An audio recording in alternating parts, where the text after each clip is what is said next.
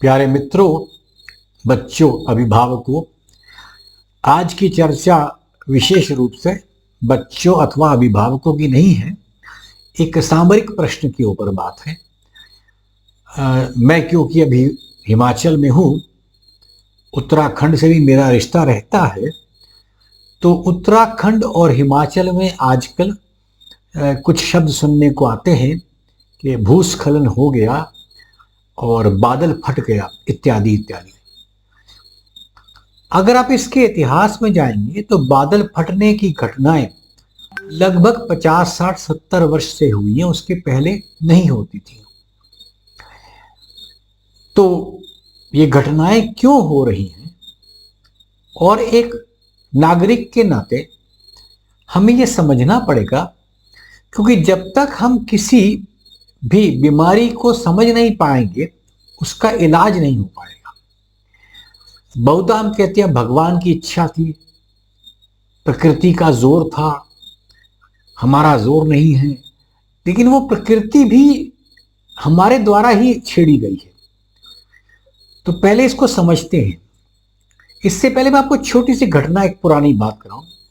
एक समय था इजिप्ट में एक रिवर नाइल बहुत बड़ी नदी है। उसमें वर्षों पुरानी बात है,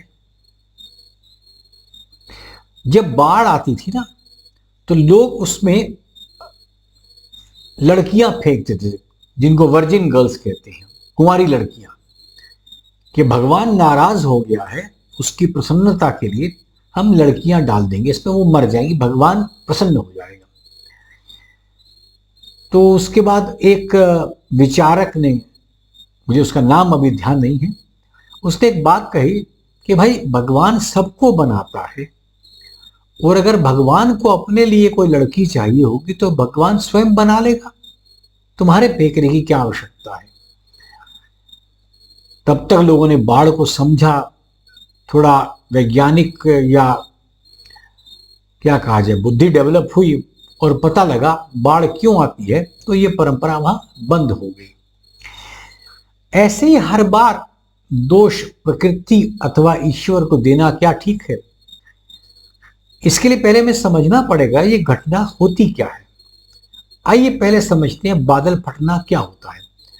हम सब जानते हैं कि बादल का मतलब धरती के ऊपर के पानी जो है उसको वाष्पीकरण हो, वाष्प बन जाए और ऊपर जाए और आकाश में जाके बादल नीचे बरसात कर दे। ये एक आम वर्षा का सीक्वेंस है। इस सीक्वेंस में अब दो तीन बातें देखिएगा कि जो बादल फटते हैं वो पहाड़ों के पास पास फटते हैं। बहुत ज्यादा आपको कभी मैदानी इलाके में ऐसा शब्द सुनने को नहीं आता। उसका भी कारण समझिए। होता यह है कि बादल हवा के साथ चलता है, हवा से हल्का होता है। जब आप एयरक्राफ्ट में जाते हैं 8-10 हज़ार फीट की हाइट पे, तो कई बार कहते हैं कि बादल है, टर्बुलेंस है, तो जहाज थोड़ा झटके खाता है। इसका मतलब उस हाइट पर बादल होता है। हवा भी होती है, तो हवा की वजह से बादल चलता है, हिल जाता है। अब जिस समय बादल आकाश में हिल रहा है 10,000 फुट के ऊपर, 8-10 हज़ार फुट के ऊपर, और सामने पहाड़ आ गया। अब पहाड़ आते ही क्या हो गया, देखिए ऐसा पहाड़ है और बादल यहां से आ रहा है, तो बादल के आते हुए आपने यहां पर पहाड़ को रोक दिया, तो बादल को अचानक से ऊपर चढ़ना पड़ेगा। जब बादल ऊपर चढ़ेगा तो दो चीजें एक साथ उसमें होंगी। पहली बात यह होगी कि बादल में ठंडक आ जाएगी, क्योंकि हाइट के ऊपर ठंडक अधिक होती है, तो बादल ठंडा हो जाएगा। दूसरा, जैसे जैसे वो ठंडा होता रहेगा उसमें पानी जो है संग्रहित होता जाएगा, मतलब बहुत अधिक डेंसिटी में पानी आ जाएगा। तो बहुत अधिक डेंसिटी का पानी आ जाता है। अच्छा, उसके बाद पहाड़ की ऊंचाई पर, जैसे पहाड़ है इसकी ऊंचाई पर बादल आए, यहां से ऊंचाई पर ठंडक है, उसके ऊपर बहुत ठंडा पानी, ठंडी हवा है, तो ऊपर आइस जम जाती है लगभग, तो फ्रीजिंग, तो उधर की तरफ पानी निकल नहीं सकता, प्रेशर निकल नहीं सकता, क्योंकि आइस जम चुकी है। तो उसको बर्फ जम चुकी है, निकलने का एकमात्र रास्ता नीचे बसता है, और अचानक धड़ल्ले से पानी गिर जाता है। इस घटना को ही बादल फटना कहा जाता है। टेक्निकली कहते हैं कि अगर 10 किलोमीटर बाय 10 किलोमीटर की कोई जगह है, उसमें 1 घंटे में 10 सेंटीमीटर से ज्यादा पानी गिरे तो उसको बादल फटना करार दे दिया जाता है। तो ये बादल फटने की घटना इस प्रकार से है। अब समझिए 10 सेंटीमीटर पानी कोई बहुत बड़ी बात नहीं है। इसके लिए घटना में प्रॉब्लम जो आती है वो उसके बाद का आता है, जब बाढ़ आती है, मलबा आता है, उसके बाद भूस्खलन होता है, उसकी प्रॉब्लम ज्यादा है। बादल फटना अपने आप में कोई बहुत बड़ी बात नहीं है, क्योंकि पानी गिरेगा, गिरकर चले जाएगा 10 सेंटीमीटर। अब इस घटना को सोचने के लिए हमें जानना पड़ेगा कि पहले बादल नहीं फटते थे और अब फटते हैं।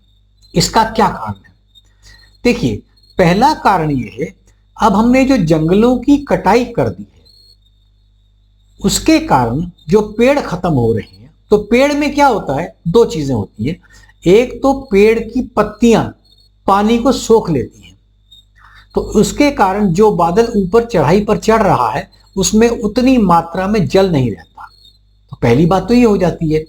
दूसरी बात, क्योंकि हवा के वेग को पेड़ की पत्तियां कम कर देती हैं, तो जितनी तेजी से हवा को ऊपर चढ़ना पड़ता है, ऊपर ऊंची हवा चढ़ती है, वो स्पीड कम हो जाती है, तो धीरे धीरे चढ़ती है। धीरे धीरे चढ़ने का एडवांटेज ये होता है कि हीट को एक साथ अपने अंदर वो धीरे धीरे रिलीज कर सकती है, वो अचानक ठंडा नहीं बनता।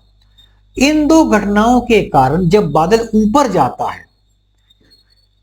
पहले की परेशानी के लिहाज से अब वो बादल फटना नहीं होता था, क्योंकि दो काम हो गए। एक तो उसमें जल कम हो गया, दूसरा वो धीरे धीरे ऊपर जा रहा है। इन दो कारणों की वजह से वो बादल ऊपर फटने का काम कर देते हैं। तो हमने अपने वातावरण में जो इस प्रकार की कटाई करी है, जिसमें पेड़ों को काट दिया, कारण जो भी सड़कें बनानी है, जो भी किया हो, उसका ये दुष्प्रभाव सामने बादल फटने के रूप में आता है। अब पेड़ क्योंकि कट गए हैं, तो जब पानी गिरता है, दूसरा उसकी बाद की परेशानी समझिए। जब पेड़ की जड़ें जहां होती है वो मिट्टी को बांध कर रखती हैं। मिट्टी को बांधने का काम करने के लिए पेड़ की जड़ें बहुत जरूरी होती है। तो आपने पेड़ काट दिया, जड़ें सूख गई, तो जो पानी गिरता है वो उस मिट्टी और मलबे को लेकर नीचे गिरता है, तो पहाड़ टूट जाता है और पहाड़ की मिट्टी नीचे सड़क पर आ जाती है। यह काम आपको उत्तराखंड और हिमाचल में ही क्यों नजर आता है? देखिए, हिमाचल और उत्तराखंड के पहाड़ों को नवजात पहाड़ी कहा जाता है, क्योंकि इनको बने हुए लगभग 6 से 8 करोड़ साल हुए हैं। अरावली जैसे पहाड़ पर्वत श्रृंखला जो है वो 100 करोड़ साल पुरानी है। वहां के पत्थर स्टेबल हो चुके हैं, तो यहां पर स्टेबिलिटी अभी नहीं है। तो अभी पत्थर हमारे जो है, ये पहाड़ हमारे कच्चे हैं। तो इन पहाड़ों पर इस काम को करने से बहुत अधिक प्रभाव पड़ता है। फिर जो मिट्टी लेकर बाहर निकलता है, वो मिट्टी अपने साथ बहा देता है पानी, तो सड़कों पर आ जाएगा, घरों में आ जाएगा, नदियों में आ जाएगा। अब इसका दूसरा दुष्प्रभाव हम जो करते हैं, जहां जहां पर कंस्ट्रक्शन होती है, हम लोग बिना सोचे समझे मलबे को आराम से नदी में डाल देते हैं। कुछ लोग तो ऐसा भी होते हैं कि नदी के आसपास उनकी जगह होती है, अपना घर, वो इसको एक्सटेंड कर देती है नदी के लिए, नदी के ऊपर। तो नदी की जो अपनी मिट्टी है उसको आप रोक देते हैं। वो मिट्टी कभी ना कभी तो जल अपना रास्ता निकालेगा और उस दिन आपको परेशानी होती है। तो अब इसको, ठीक है, प्रकृति अपना काम करती है, ईश्वर की शक्तियां अपनी है, मैं उस किसी को नकार नहीं रहा हूं, लेकिन हम जब अपनी तरफ से कम ऐसे कर्मों को रोकें। मैं नहीं कहता पेड़ काटना मना है, बहुत जगहों पर पेड़ कटे, लेकिन उसके साथ कुछ और काम करने पड़ते हैं, जिसकी वजह से आपका स्लोप स्टेबलाइजेशन हो जाए, पहाड़ टूटने का नीचे फर्क ना पड़े।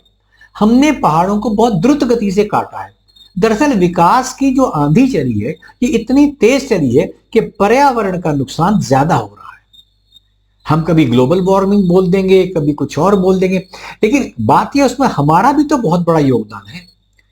अच्छा, पहले बादल फटते जरूर थे, लेकिन बहुत कम गिनती में आते थे, क्योंकि जिन जगहों पर बादल फटते थे वो दूर दराज के जंगल होते थे और वहां पर रिहाइश कम होती थी, लोग रहते कम थे।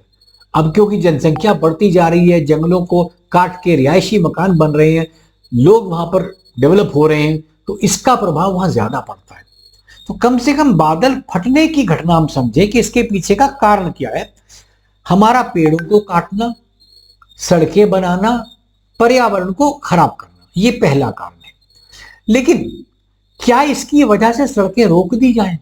ये भी तो सवाल है कि सड़कों से हमें बहुत परिवहन का बहुत फायदा होता है, पर्यटन आगे बढ़ता है, जो दूर दराज के लोगों का माल है वो बिकने नीचे जाता है, उनके धन की वृद्धि होती है। तो क्या ये बंद किया जाए? नहीं, ऐसा नहीं है, क्योंकि दो पहलू सोचने की जरूरत है। क्या ये सड़क बनाने का तरीका और नहीं है? जी और तरीके हैं। चौड़ी सड़कें भी बन सकती हैं, सब कुछ हो सकता है। चौड़ी सड़कें भी बनेगी, जिस जगह पर पेड़ काटने हैं वो पेड़ भी आप काट सकते हैं, नदी का मलबा ठीक से संभाल सकते हैं। ये सारे काम होते हैं और विश्व के बहुत से देशों में होते हैं, करते हैं वो लोग। इसके लिए कोई बहुत बड़ी रॉकेट साइंस की आवश्यकता नहीं है। लेकिन हाँ, इसके लिए सोचने की आवश्यकता है कि हम इसको पहले विचार रखें कि सड़क के साथ साथ पर्यावरण को संभालना हमारा काम है। देखिए, मैं हमेशा 4 चीजों को कहता हूं: व्यक्ति में समझदारी, परिवार में समृद्धि, संबंधों में तृप्ति और पर्यावरण में संतुलन। ये 4 चीजें होनी बहुत जरूरी है। इनसे कम में आप दुनिया चला नहीं सकते हो, इनसे ज्यादा कुछ हो नहीं सकता। अंतिम चीज भी फिक्स है, आपने अपने में समाधान ले लिया, संबंधों में तृप्ति आ गई, परिवार में समृद्धि आ गई और पर्यावरण बैलेंस हो गया। इससे ज्यादा आपको चाहिए कुछ नहीं है, इससे कम में गुजारा होगा नहीं। मतलब मिनिमम और मैक्सिमम आपके लिए जिंदगी के लिए, हर मानव के लिए, ये नहीं कि हिंदुस्तान के लिए, अमेरिका के लिए, हर मानव के लिए ये फिक्स है। आप इसको समझेंगे तो हम इस पर काम कर पाएंगे। अब इसके अगले वीडियो में मैं बताऊंगा कि ऐसे मौके पे, ऐसी जगहों पर पहाड़ के काट के सड़कें बनाने के क्या क्या तरीके पूरे विश्व में चलते हैं, ताकि हम भी उस पर काम कर सकें। यार कोई मुश्किल नहीं है, कोई रॉकेट साइंस नहीं है, सिर्फ जल्दी का काम है, थोड़ी मेहनत ज्यादा करनी पड़ती है, कर लेंगे। हमें प्रकृति को खराब करके अपनी अगली पीढ़ियों को खराब करना है क्या? अगली पीढ़ी तो बहुत दूर की बात है भाई साहब, हमने अपना जिंदगी खराब कर दी है, वो नहीं करनी है। आइए इस पर अगली बार फिर इस पर विचार करें। धन्यवाद।